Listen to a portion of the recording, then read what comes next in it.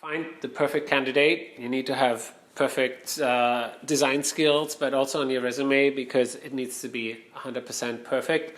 There are a lot of things with the little typography, little rules that if you keep them, not everybody knows them, but if you do know them and apply them, it shows that you are just a little bit better than the rest. So I think it's really important to know about them, and here is a quick tour around them.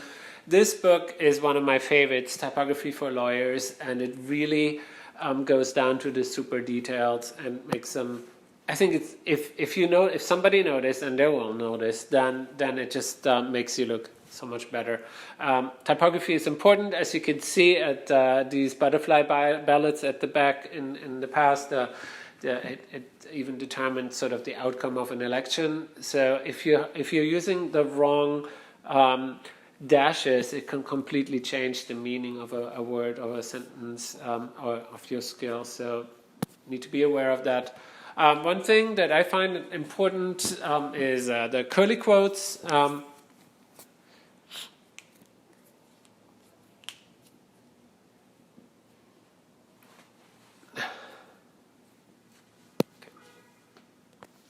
So one thing I often see, and not even every typeface makes a difference, but the straight quotes are used to indicate measurements like inches and foot. Curly quotes are used for quotes or possessives, and if you have a missing letter, like in bread and butter, then you use those, not the curly quote left and right, but they both have to go to the left side in that, because that curly quotes to the left, actually this typeface doesn't even have a curly quote, but if it does, then you definitely have to use it. So it's also the examples of the 40s are not the 4Ds, that's the 19 that's replaced here. So those are little like little typos that can sneak in your text if you mention that. So yeah, like I said here, it's Otto's car. It's possessive, but it's rock and roll or bread and butter. And this is an old style when people used to write on typewriters. They would do two spaces at the start of a sentence. It's really not out. It's something that maybe your grandma is still doing, but you should get rid of this, because what it does, it creates these what's called rivers in between the text.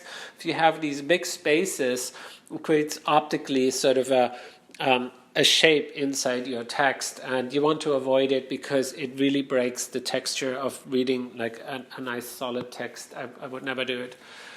Drop caps are really beautiful if you want to use them. They're very classic. They look very elevated.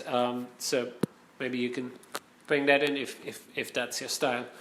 Here's another example that can really change the meaning of something. Like a hyphen, you could have a $5 bill, or you could have $5 bills. So there's a big difference. I would look it up if you're unsure, because there are some that you definitely need to hyphenate and some you don't. It's like, for example, cost effective, but a non-profit is just a prefix here without a hyphen. So I always get confused, and if you're not sure, please look it up and make sure that this is hyphenated or not. So one further up from the hyphen, which is the shortest one of those dashes, is the hyphen, which could also be used as a minus sign. But it's really important because you often use it in resumes for date ranges. So use that. It's a little bit longer than the hyphen, and so Google that and use that for all your dates, making sure that it's not the shortest hyphen, but it's almost like a minus sign for a date range. It's also used for if they're opposites, like the conservative liberal split in a word. Then you would have a hyphen, which is mdash, not the hyphen. Hyphen is shorter, mdash is a little bit longer.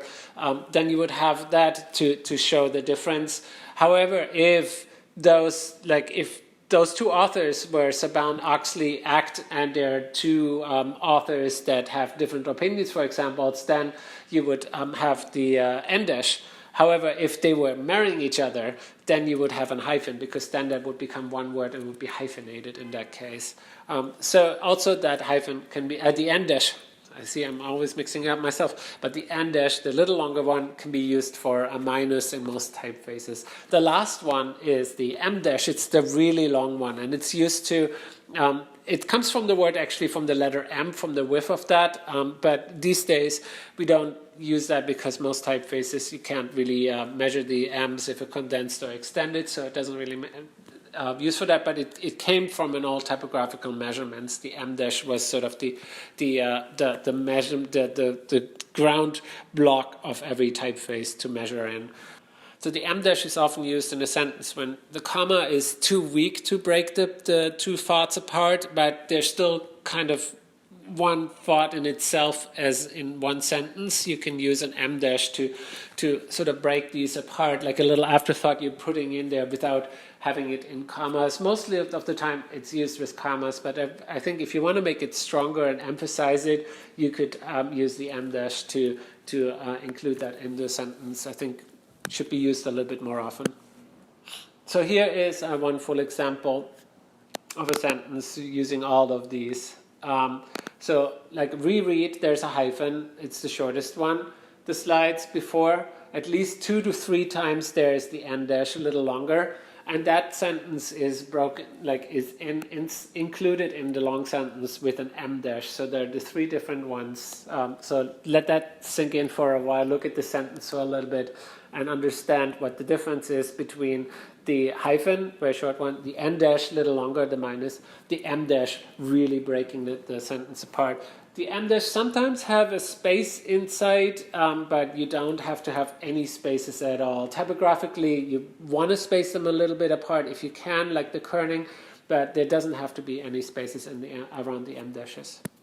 So I like this website. It's by a list apart. Of course, for me, this is interesting because it talks about web design. It's very hard to code those N and M and hyphens into a regular web design. When you code it, they have different code numbers, so you really have to go in and hard code those ASCII code numbers into the text to make it perfect.